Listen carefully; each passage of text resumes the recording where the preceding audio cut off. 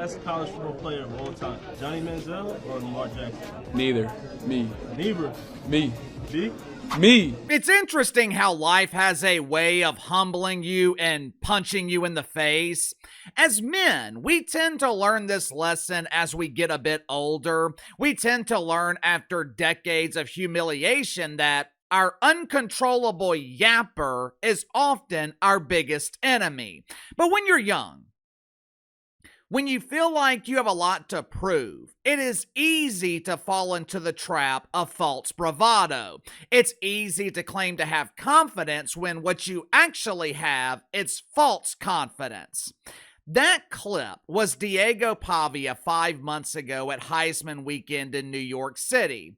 Because of his later antics that weekend, which featured Diego Pavia having a meltdown over not winning the Heisman, this clip of Diego Pavia claiming that he's a better quarterback than Lamar Jackson, it was kind of overlooked.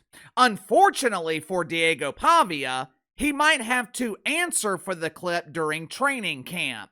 Headline at the New York Post: Ravens signing Diego Pavia after controversial quarterback went undrafted. I'm sure this opportunity with the Ravens is a relief for Diego Pavia. It's definitely not a relief for Ann Navarro, one of the Yentas on The View.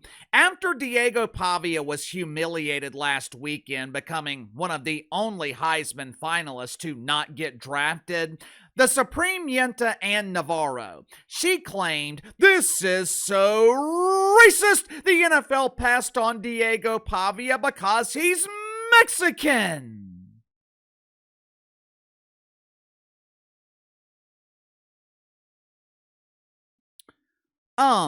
Last I checked, Diego Pavia was born in New Mexico. Even though Mexico's in the name, I'm pretty sure Diego Pavia being born in New Mexico makes him an American. I'm sure this opportunity with the Ravens is a relief for Diego Pavia. A couple of days ago, he was invited to minicamp next month. The Ravens were interested in giving him a tryout. I believe he was also receiving offers from the CFL and maybe even the UFL. But let's just be real here. You would rather be the part-time water boy in the NFL than a starting quarterback in the UFL. Yesterday afternoon, the Ravens decided to increase their offer to Diego Pavia. Instead of a tryout, they offered him a 3-year contract. "Mom, guess what? I got a job! I finally made it! I made it to the big leagues! I have guaranteed employment for the next 3 years! Woohoo! Yes, yes, yes!"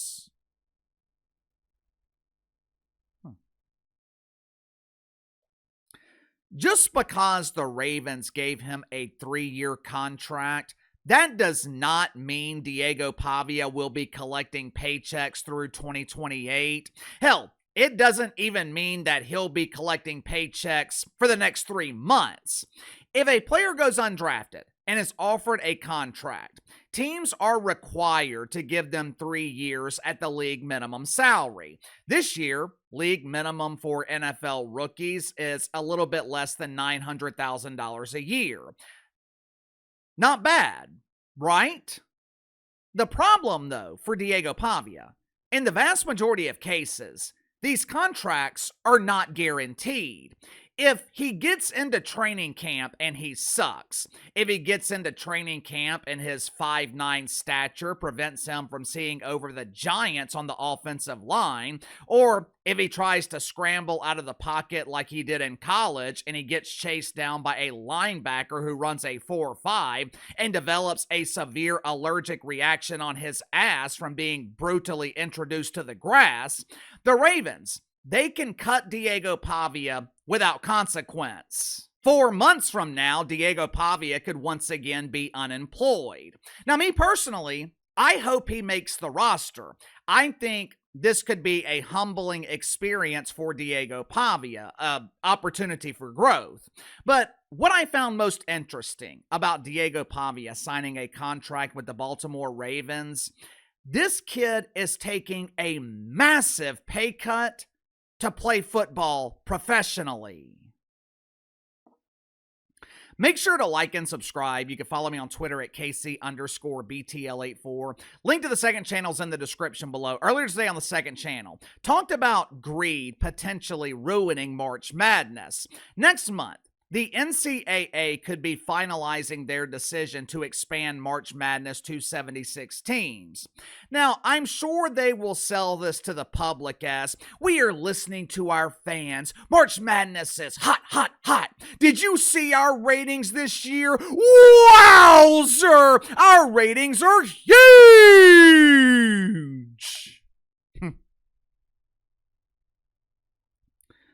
Not only is the NCAA expanding the real March Madness, they're also expanding the women's tournament.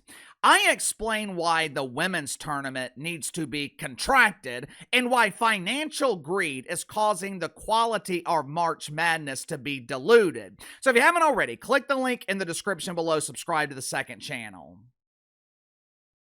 By signing with the Baltimore Ravens, Diego Pavia, he is taking a $1.5 million pay cut. Last year at Vanderbilt, this kid was making $2.5 million. No wonder he was begging to stay in college. No wonder we continue to see collegiate athletes begging not to enter the real world. The likelihood of Diego Pavia making the final 53-man roster in Baltimore, slim. Obviously, Lamar Jackson is the face of the franchise. Tyler Huntley is pretty secure in his role as the backup quarterback. While it's not uncommon for NFL teams to carry 3 quarterbacks into the season, most teams don't. But just think about what has to be going through the mind of Diego Pavia. Last year, you're the biggest star on campus. Hell, you're one of the biggest stars in college football. You're 24 years old. You're making $2.5 million a year. You level up in your profession. You achieve your dream of making the NFL, and you're making significantly less money? We talked about this a little bit yesterday over on the second channel. This current NIL system where there are no constraints, there is no salary cap, there's no payment structure. This current NIL system, I don't think it's doing young men any favors. John Calipari talked about this a few months ago. Watch it for yourself. If a kid transfers 4 times, is he going to graduate from that school? There's no way. You can't graduate.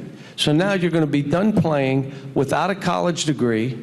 You have no ties to the last school you went to where they feel that you're from Arkansas, you played here, we're here, you're going to have opportunity.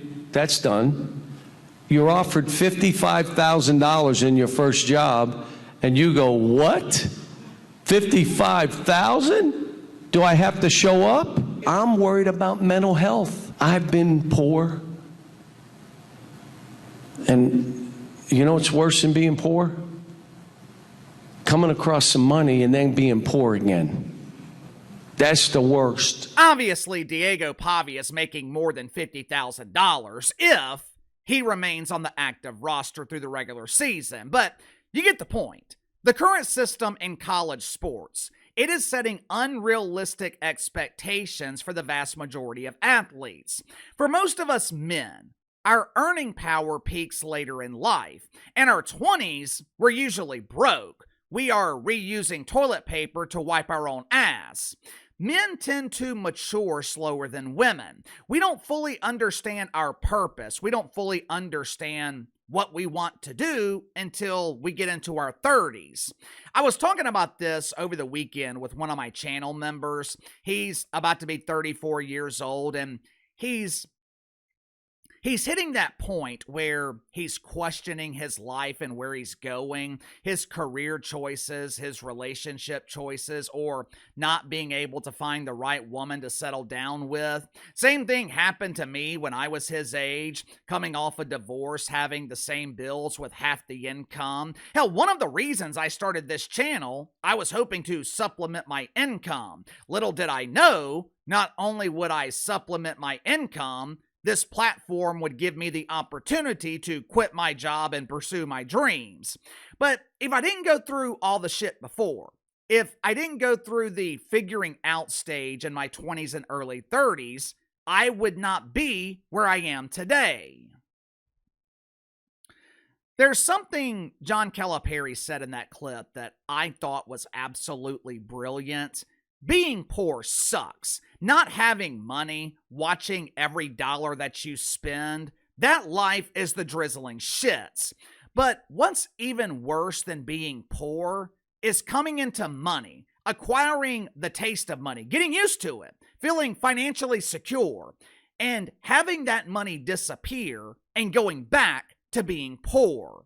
It hasn't happened yet, but we're still in the beginning stages of NIL. Here in a few years, I think we could be hearing about former collegiate athletes. We could be hearing about guys like Diego Pavia, who were paid millions of dollars in college. Maybe they went undrafted and had a very brief career in the NFL. 5 years later, they are filing for bankruptcy. Uncle KC, that's ridiculous. These kids are making millions. They are making life-changing money. There's no way they can go back to being poor.